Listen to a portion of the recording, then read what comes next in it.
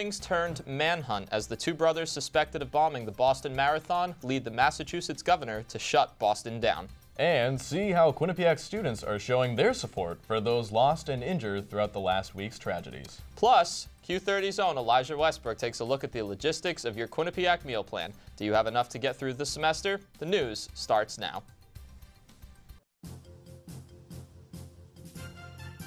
Live from the campus of Quinnipiac University, this is the Q30 News Nightcast, only on Q30 Television.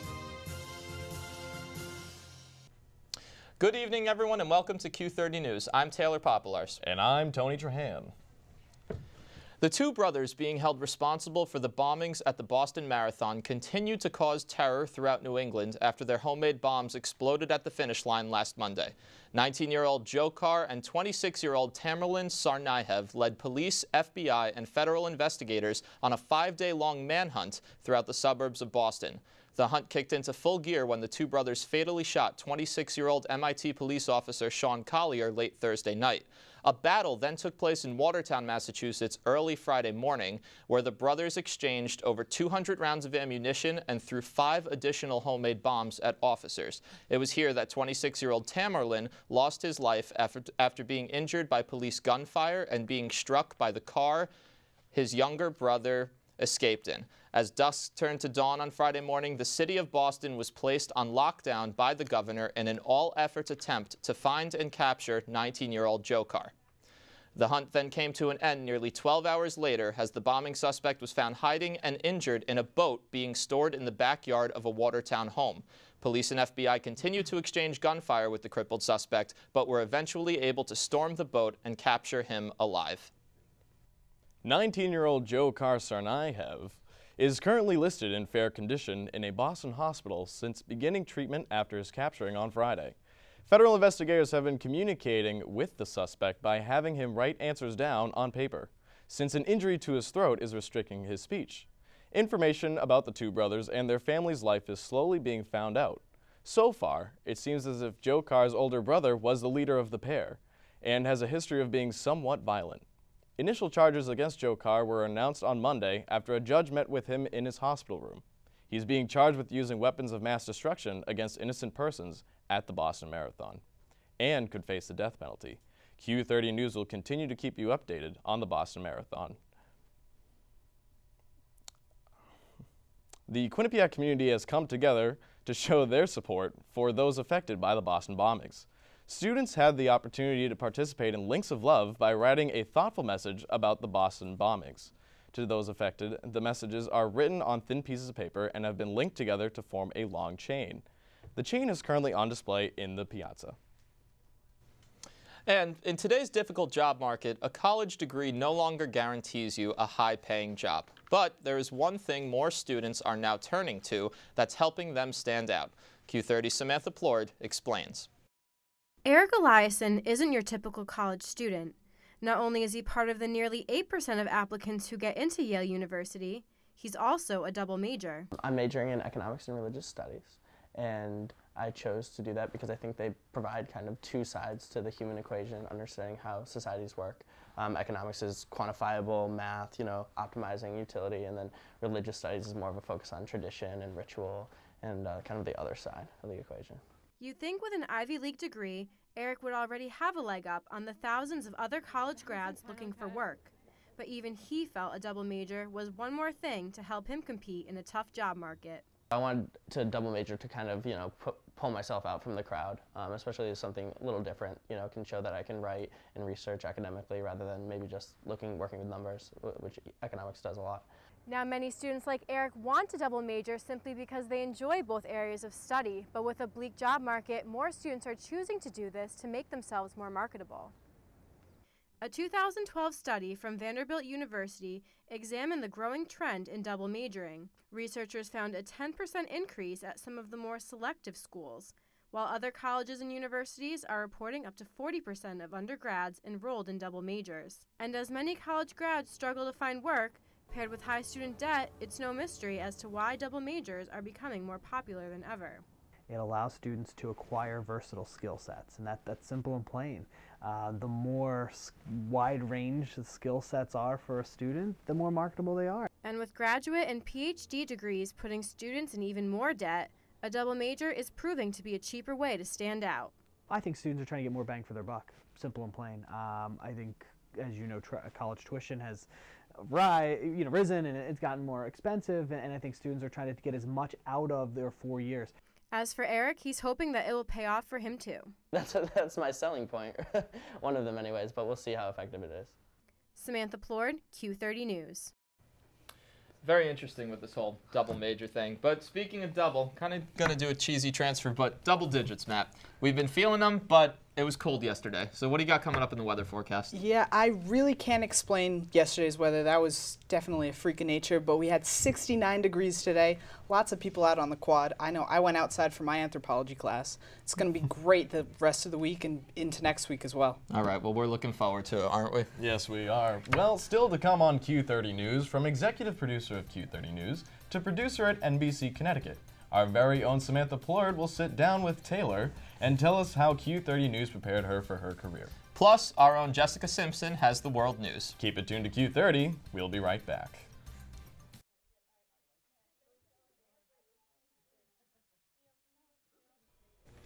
Welcome back to Q30. I'm here with a very special guest here to the Q30 News team, Samantha Plourde, the outgoing executive producer of Q30 News, a soon-to-graduate senior. Hello, Sam. Hey, Taylor. Welcome to being on camera for your show. I know, it's weird being on the other side. I know, it's amazing. So how you feeling? Graduation's coming up. Your time both at Q30 and Quinnipiac is now, finishing up. How you feeling? I know, it's a very surreal feeling. I can't even describe it. In a couple weeks I will be gone, and it's so sad, but it's really been a great experience, especially here with you guys at Q30. Well, you've definitely made an impact, and you've left a bit of a legacy for all of us to pick up.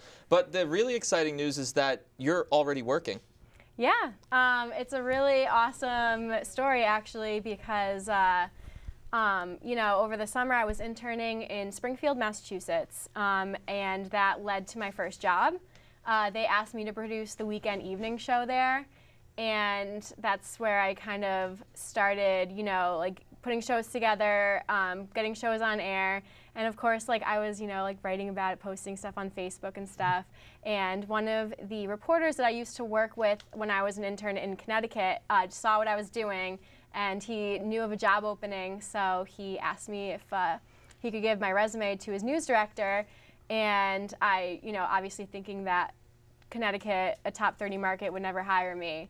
And lo and behold, they ended up asking me to produce their weekend morning show. So once I graduate, I will be starting, Wednesday through Sunday, working and producing the morning show. Wow, that's great. So from Q30 News producer to NBC producer. Honestly, Q30 is where I got started, and it's what has gotten me to where I am today. So this organization obviously has a really special place in my heart. So just building off of that, how would you say working with Q30, you've worked with Q30 from your freshman year? Yep. How would you say it impacted you and prepared you for the job market, the tricky job market that is journalism? Honestly, just working in a news environment, working with the equipment, even just the leadership skills that you get. I've been in a leadership position junior year, senior year, on the cabinet for the organization. Just all those things combined really looks amazing on your resume, and it's something that sets anyone out among the rest. And how would you, or do you have any advice for, both incoming freshmen and then the rising upperclassmen of Quinnipiac as, they start their journey? Yeah, I mean, for freshmen, get involved. I started Q30 day one involvement fair, and look at where I am today. And I think it's also your kind of personality and how you present yourself, at internships. Get as many internships as you can. Even for juniors, seniors, sophomores, get involved and make yourself known. Don't just go through the motions. Great advice. Well, we could all say we're really proud of you here, especially as your Q30 family, and we're going to keep a lookout for you. Gonna miss you guys. And we're going to miss you too, but you're going on to bigger and better things, and we're going to see your name up in lights one day. You'll do great. So thank you, Sam. Thank you. Back to the desk. Well, thanks, guys. Well, on behalf of Q30 News, we thank you, Sam, for all your hard work and dedication, and we will certainly miss you. But you are going on to bigger and better things, so we are sure you'll do just fine. Well, we're going to turn it over to World News now with Jessica Simpson, so she'll fill us on the latest on what's going on over across the world. Jessica? Tony. In China, residents of a Sichuan village are not letting an earthquake stop their children from attending school. A 7.0 magnitude quake struck the region on Saturday. Longmen Township students in the region are still able to attend class because soldiers have put up tents for them. These tents are being used as classrooms, but as rain continues to fall since the earthquake, more tents are being set up for shelter. The main concern is for students to stay out of the rain and wreckage and still be able to focus on their schoolwork. And in Poland, over 16,000 wildfires have occurred in the past few weeks, but not accidentally. Farmers in Poland believe in an old practice in order to fertilize their soil to obtain the best quality. They intentionally set meadows on fire. There are two problems here, though. The fires harm both animals and people, and the flames actually defertilize the soil. Forest keepers have tried to stop the farmers from performing this dangerous ritual, but they have yet to be successful. And France is the latest nation in Europe to legalize same-sex marriage. The French Assembly passed the legislation in a 331 to 225 vote. The bill also allows same-sex couples to adopt children. People who oppose the passing of the bill vowed to continue to fight against gay marriage. They hope to stop the bill from becoming a law by sending it to the Constitutional Council, where it can be overturned. France is the 9th country in Europe to approve same-sex marriage. And that's all we have for World News. I'm Jessica Simpson. Now back to the desk. Thanks, Jessica. Coming up on the news, we have your full weather forecast from our own Matt Morris. Plus, details on a new Twitter app made just for music lovers. Stick around. We'll be right back.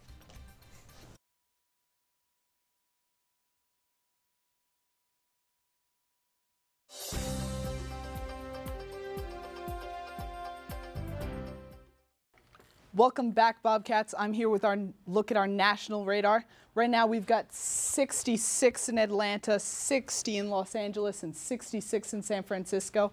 As we move over to the east, we can see 76 in D.C. with 49 in New York City.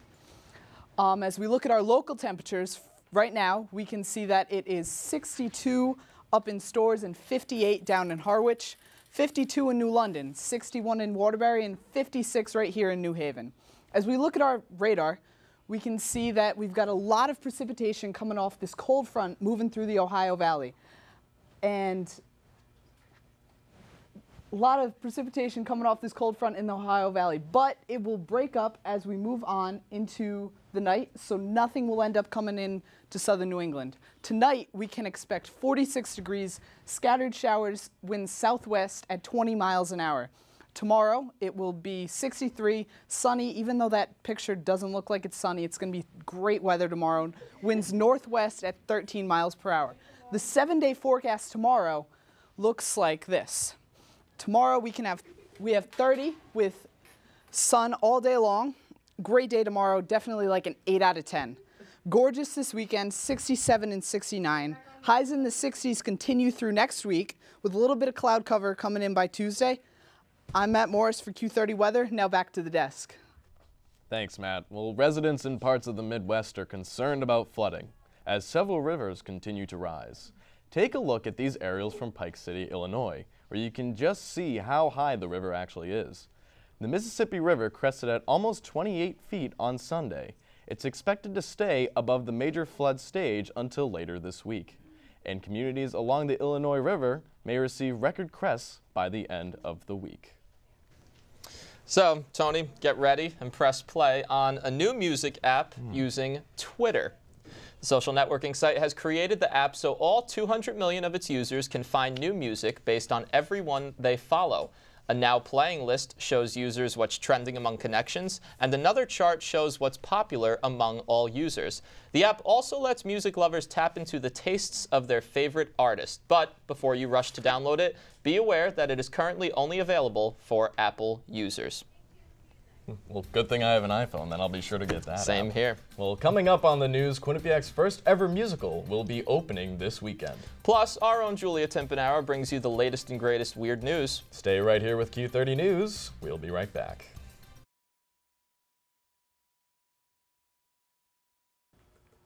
I'm Danielle Foley with your QU News of the week. Take some time off from the weekend and come support the QU Theater for Community Department of Visual and Performing Arts. There will be 4 performances of Oscar Wilde's The Importance of Being Earnest. The musical will be showing in Buckman Theater Thursday through Sunday.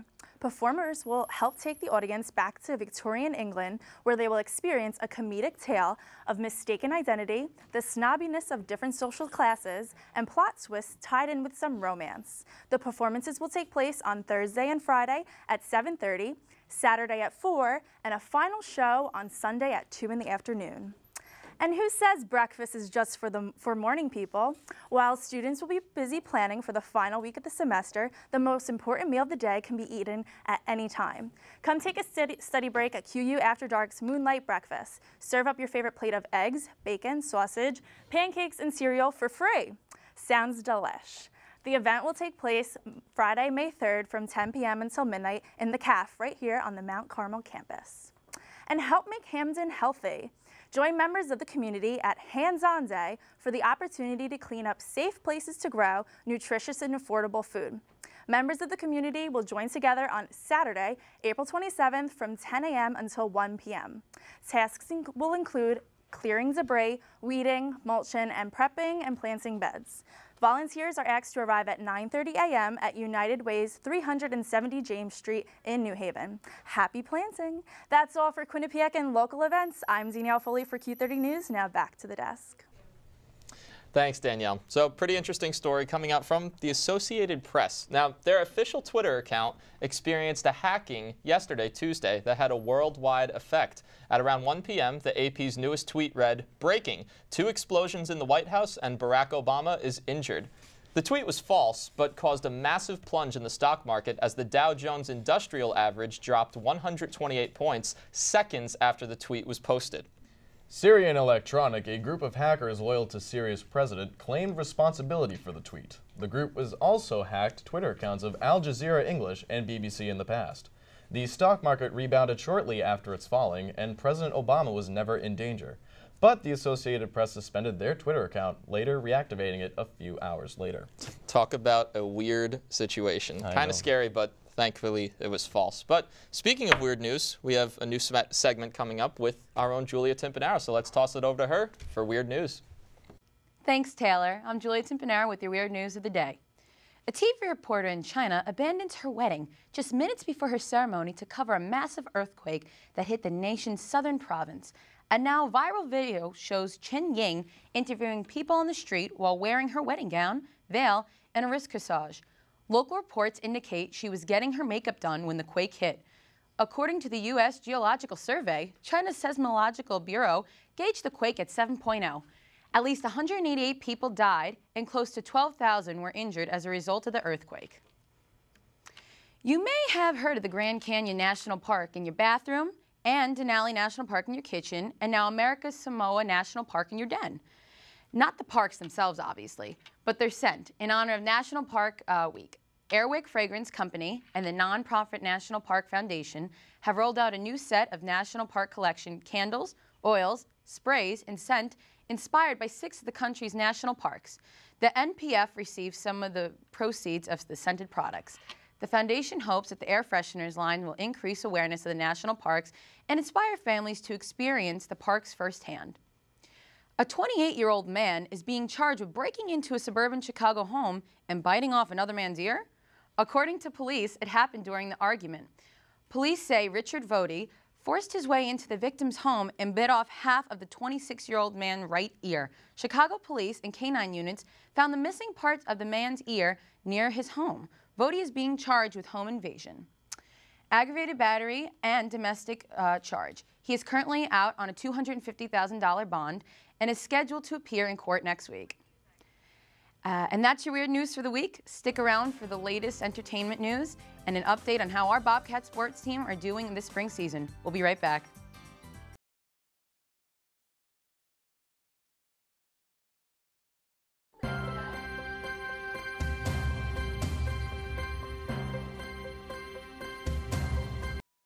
I'm Hannah.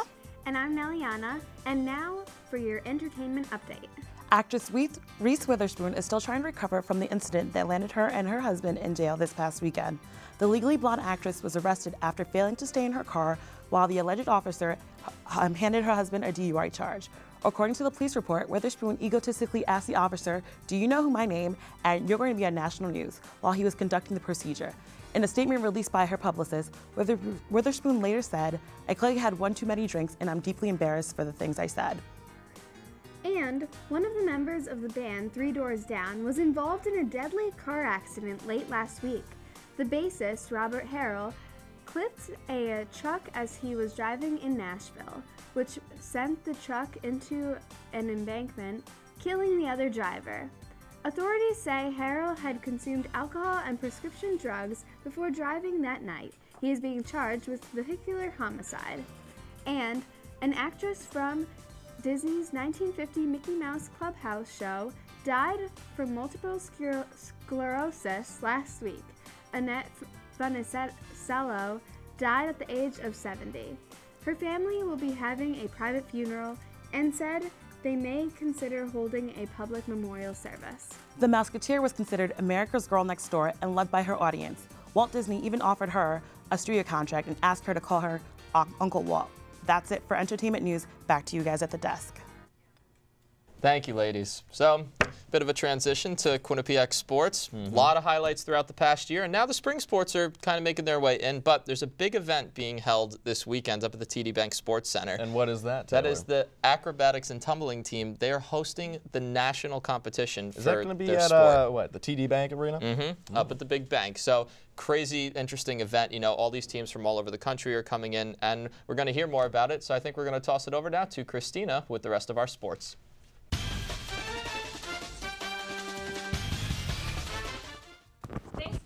I'm Christina Atard with your Q30 Sports News of the Week. Practice started this afternoon for the National Collegiate Acrobatics and Tumbling Association's 2013 National Championship Tournament.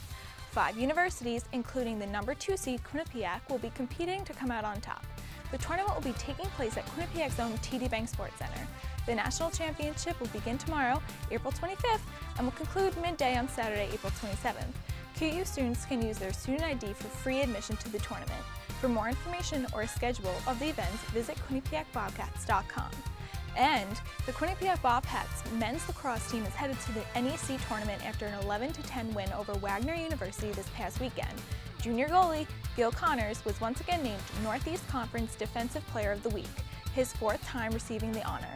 Connors made 16 saves during the Bobcats' win over Wagner this weekend. He has been a standout on the tournament-bound team. The men's lacrosse team will be back in action this Saturday with its final game of the regular season against Robert Morris. With a win for the Bobcats and a Bryant University loss, QU will be hosting the NEC tournament the next Thursday, May 2nd. And Quinnipiac's own Eric Hartzell put away his blue and gold for the first time and instead wore black and white for Monday for his first career National Hockey League game. Hartzell didn't play, but backed goalie Thomas Vukan on the Penguins' 3-1 win over the Ottawa Senators. After the Bobcats were defeated by Yale in the Frozen Four championship game, Hartzell signed a 1-year contract to the Pittsburgh Penguins. He was recognized by USCHO.com by earning Player of the Year and also received first-team honors. Hartzell became the first Bobcat ever to dress in a National League hockey game. That's all for Q30 Sports. Be sure to follow the Q30 Sports on Twitter at Q30 Sports. I'm Christina Atard. Now back to the desk. Thank you, Christina. Well, that'll do it for Q30 News tonight. If you would like to get involved in Q30 News, please visit our website at www.q30news.com and visit our Facebook and Twitter pages. Thanks for tuning in. We'll see you next year with the latest in local news at Quinnipiac. Thank you and good night. Good night.